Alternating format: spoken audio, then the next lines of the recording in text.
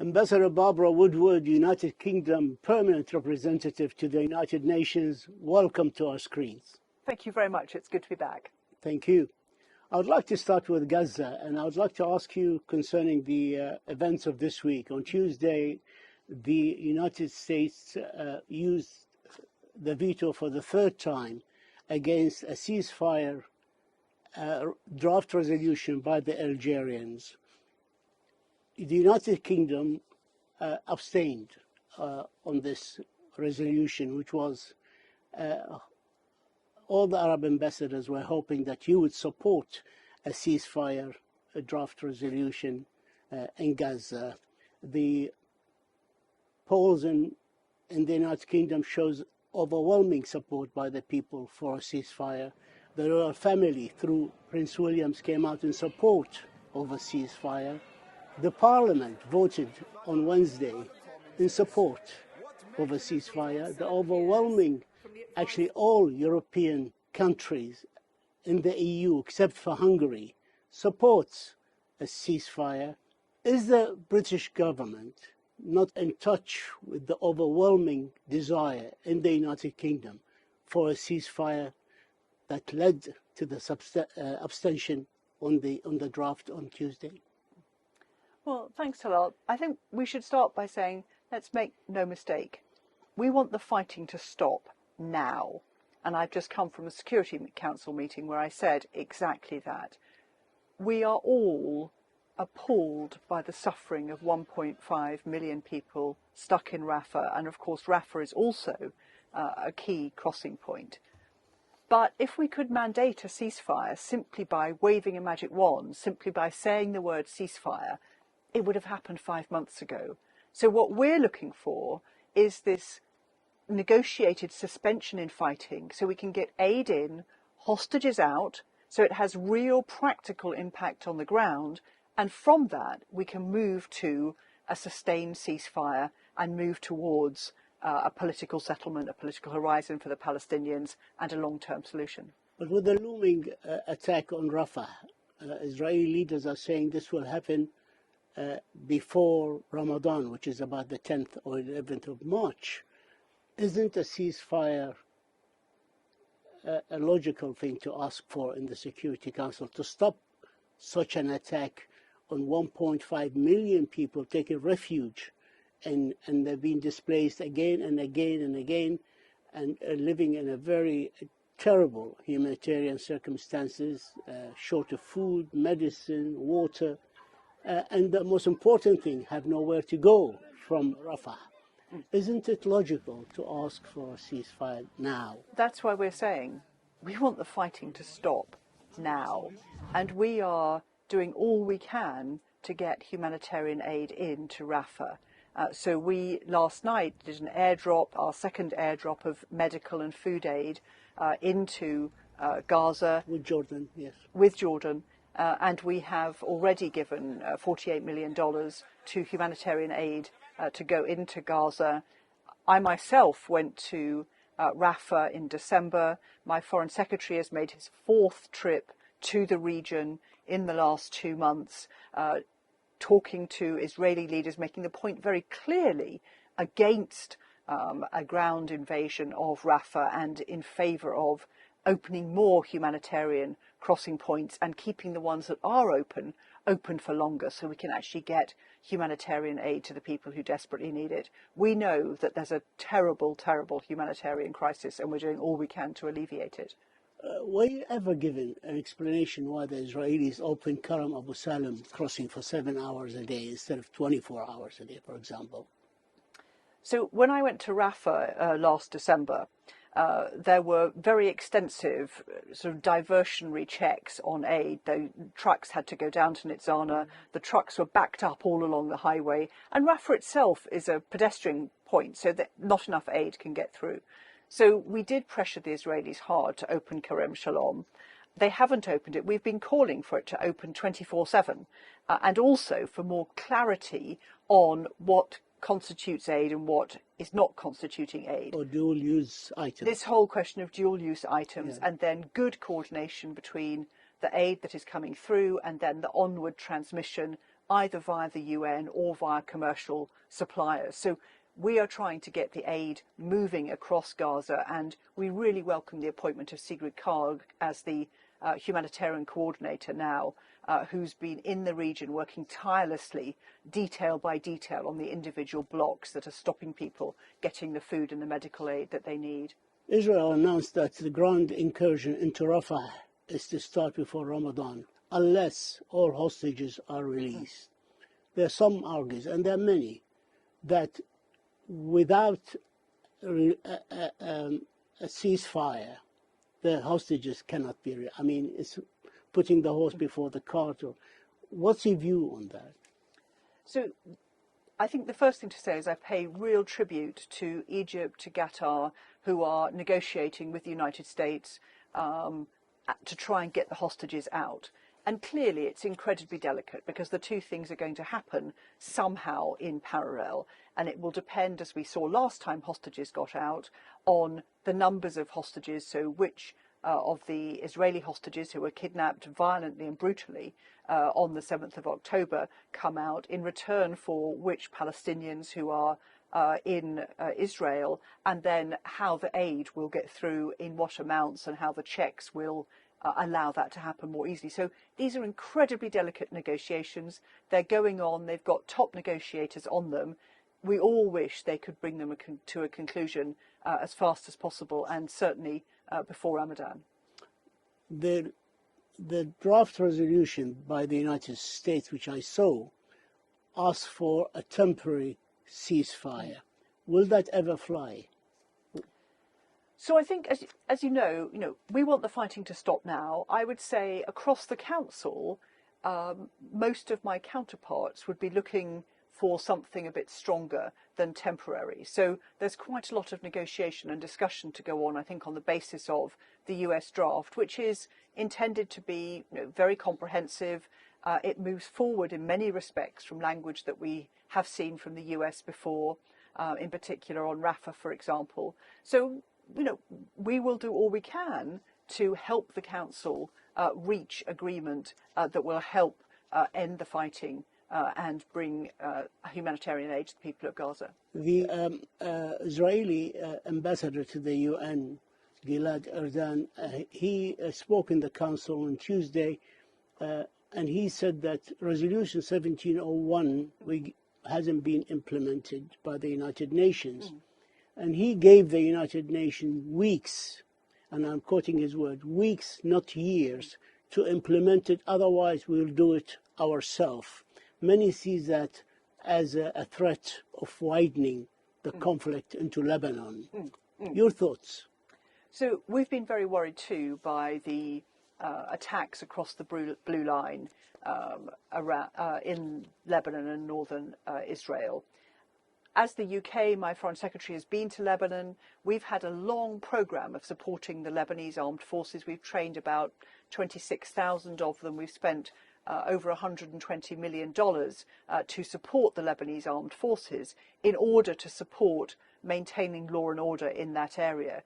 But again, we come back to the same problem. This is Hezbollah, Hamas, the Houthis are all supported by Iran. And we need to be very careful, I think, about how we move forward to make sure that Iran is not instrumentalizing the continuation of this conflict. My last question on the Palestinian conflict is about UNRWA. Today I've just seen actually a letter, an urgent letter from General Commissioner Lazzarini to the PGA of the General Assembly, informing him that the agency is at the breaking point to fulfill the mandate of the General Assembly. It's mandated, and the appointment of Lazzarini is all by the General Assembly and not the Security Council. And that's due, of course, to the suspension of aid by countries like yourself and a dozen others countries. How do we go from here? We know we are waiting for the results of the investigation in March and the final report in April. But meanwhile, isn't this a collective punishment for the Palestinian peoples for the acts of few of the staff of UNRWA? So I think The first thing to say about UNRWA is hundreds of their staff have been killed in the attack, and they have carried on working. And we extend our condolences to the families and the friends of those people. They've been extraordinarily brave, alongside all of the Palestinians who have been killed. So UNRWA are already working under incredible pressure. When they heard about these allegations, the UN acted very swiftly, unprecedentedly, and immediately discontinued the contracts of the 12 people, well, the people who were affected. I think one had already died, and two they haven't been able to trace. But they moved very before fast. investigation. Yeah. I mean, you are guilty just because Israel accused you. So I spoke to the Secretary General about this, and he said that the evidence the Israelis had shown him was credible, and on that basis he had authorised the decisions that were taken. Okay.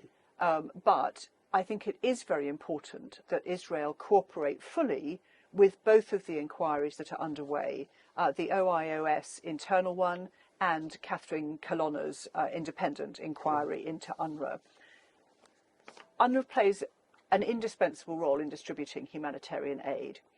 We have already paid in full our contribution to UNRWA for 2024, and I know other countries have done the same.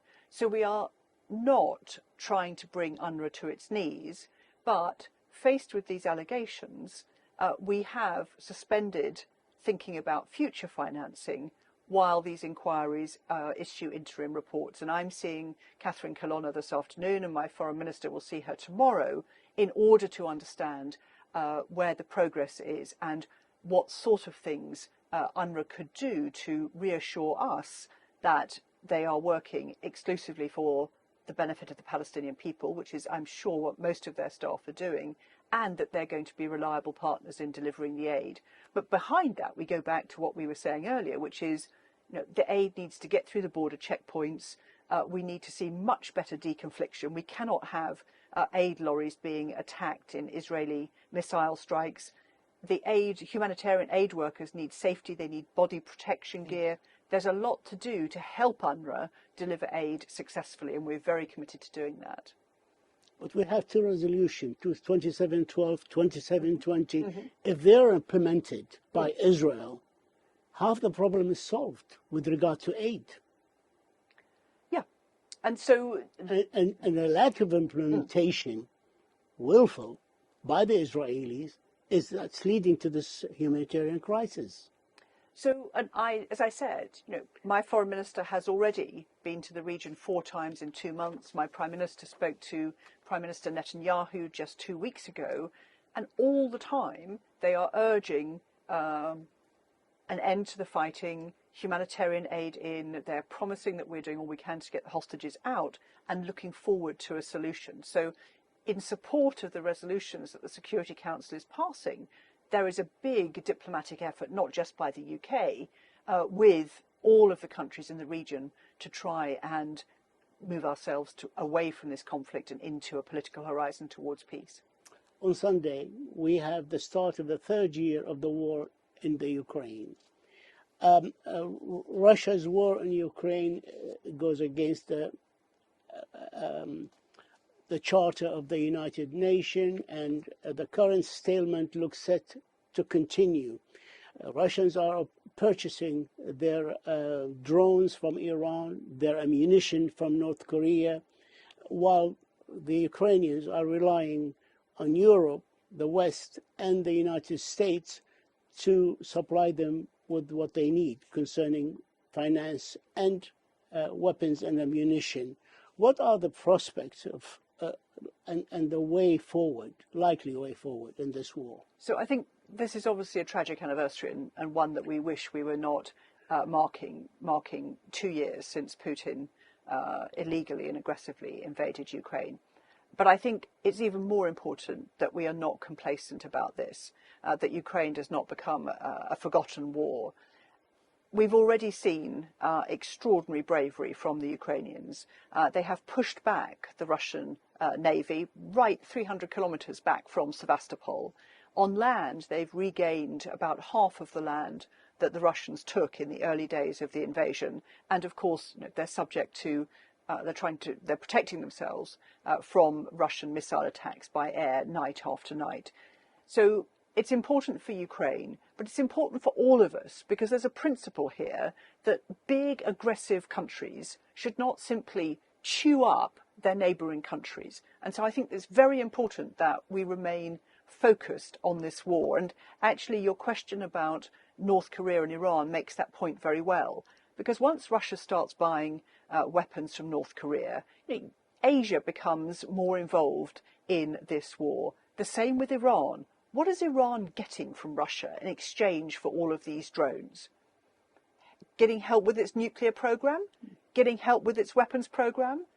And what is Iran doing? It's destabilizing its own region. We've talked about this with Hamas, the Houthis, with Hezbollah, and with its own nuclear program. So I think it's incumbent on all of us, as we pass this second anniversary, to work consistently for peace for Ukraine, and peace on Ukraine's terms. We don't give in to aggressors who trample on the UN Charter and use it selectively. So we, of course, are working with Ukraine. We're very proud. We'll work with Ukraine for as long as it takes, and we look forward to doing that with our partners. The death of Alexei Navalny in prison, can you speak to us on that, especially that his body hasn't even been delivered to his family yet? Well, the first thing to say that the death of Navalny at age 47 is a tragedy, and my condolences are with Yulia, his widow, with their children, with their immediate family. But I pay tribute to her extraordinary courage in picking up the baton, because if you think about it, Navalny, gave a commitment to the people of Russia to fight for their freedom. And he sacrificed not only his own freedom, he was in a penal colony in the Arctic, but he sacrificed his life for that cause. And that, I think, for me, is just another example of the brutality of the Russian regime. We've seen that brutality. We've seen it in Bucha and Irpin. We've seen it in Putin's willingness to send over 300,000 Russians to their deaths in Ukraine. And we see it at home in Russia too. When you think about the assassination of Boris Nemtsov, the murder of Anna Politkovskaya, and now the death of Navalny, this is a brutal regime, and the Russian people deserve a better one. How does the UK view the presumptive Republican presidential nominee Donald Trump questioning the role of NATO and the US security guarantees to its alliance partners during the presidential campaign that he's waging now? Do you think the European leaders need to prepare for Europe without being abandoned when it's abandoned by the United States for its own security? So I think one thing we've seen in the last 2 years since Putin's invasion of Ukraine is that NATO has become a stronger alliance. It's become stronger because it's become bigger. We've already welcomed Finland, and we're on the cusp of welcoming Sweden to the alliance. And we've become, I think, more coordinated and more determined in the defence of our freedom. So whoever wins the next US election, that is a strong NATO, a strong transatlantic alliance that will, I hope, continue to flourish. Last question on Ukraine. The Russian reserves currently frozen in the West, estimated about $300 billion. There are some leaders in the group of 7 have been discussing possibilities or theories of possible future legislation for the freezing of the assets and their profit and place them in the EU budget and then pass them over to the Ukraine. Where are we now from this plan or thoughts? Yeah. So I would say from the very start of the war 2 years ago, the UK has been a leader in terms of freezing assets and placing economic sanctions on Russia. We have already sanctioned about 20 billion worth of Russian assets, and having London as a global financial centre has made that a particularly important part of our contribution to the war. In the wake of Navalny's death, for example, we have sanctioned another 50 Russian individuals already in the last week.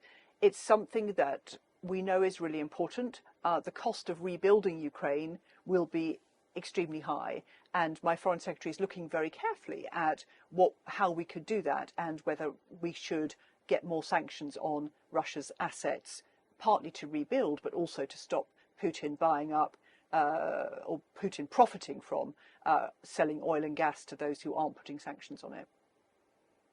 Is that likely?